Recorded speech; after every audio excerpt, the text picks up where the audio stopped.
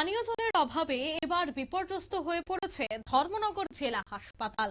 ধর্মনগর জেলা হাসপাতালে পানীয় জলের সমস্যা, বিকল 3টি মেশিনে থমকে রোগীদের সেবায় ন্যূনতম ব্যবস্থা, অপরিচ্ছন্ন শৌচাগার, ছড়াচ্ছে চরম অস্বাস্থ্যকর দুর্বিষহ পরিবেশ, মেঝেতেই চিকিৎসাধীন রোগী, প্রশ্নে প্রশাসনিক দায়িত্ববোধ।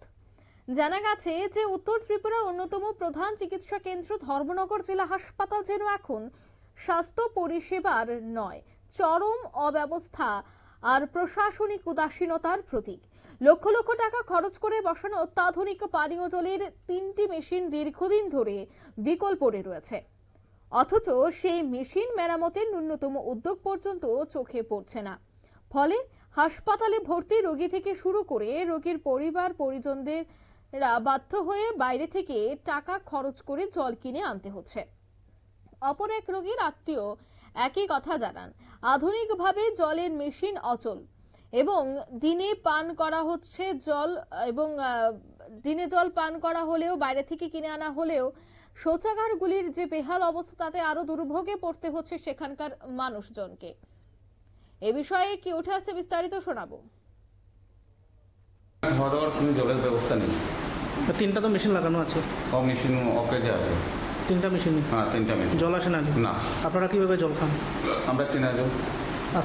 আজকে আপনি আসছেন? হ্যাঁ। আর বাথরুমের কি অবস্থা? বাথরুমের অবস্থা তো আর বলার মতো আমার কিছু নেই। বাথরুমের অবস্থা খুবই খারাপ। তো এখানে পেশেন্ট নিয়ে আছেন? পেশেন্ট নিয়ে আছি, আমরা নিচে যাই পেশেন্টকে নিয়ে বাথরুমে। এরকম পেশেন্ট নিয়ে আপনি নিচে যান? হ্যাঁ, নিচে যেতে হয়, স্যালাইন ধরে নিয়ে যেতে হয়। আপনার নাম? দীপক দে। আপনি জেলা হাসপাতালে রয়েছেন পেশেন্ট নিয়ে, ঠিক আছে। জল কিভাবে মানে আপনারা এখানে মানে খাওয়া দাওয়া করেন? জল তো আমরা সব কিনা জল। এবং 3টা মেশিন আমরা দেখতে পাচ্ছি এখানে বসানো আছে জলের জন্য। ব্যবস্থা নেই। এই মেশিনগুলো কি ওকে জল? এবং এখানে দেখলাম আপনারা পাশেই বাথরুমের একটা ব্যবস্থা রয়েছে, এটা খুব। বাথরুমে তো যাওয়ার মতো কোনো কেউ নেই, কি অবস্থা বাথরুমের। কতদিন যাবত আপনি এখানে আছেন? আমি তো আছি 4-5 দিন হয়ে গেছে।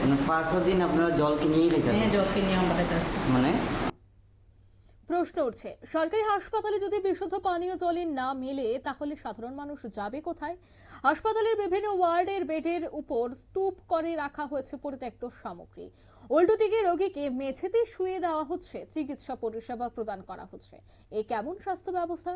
রোগীর জন্য নির্ধারিত বেড কি এখন আবর্জনা রাখার গোদাম ঘর? প্রশাসনের চোখে কি এসব দৃশ্য ধরা পড়ছে না? সবচেয়ে ভয়াবহ অবস্থা হাসপাতালের শৌচাগারগুলির, আর এতেই সংক্রমণের ঝুঁকিও বাড়ছে প্রতিনিয়ত। প্রশ্ন উঠছে, স্বাস্থ্যসেবার নামে এই অমানবিক পরিবেশের দায় নেবে কে?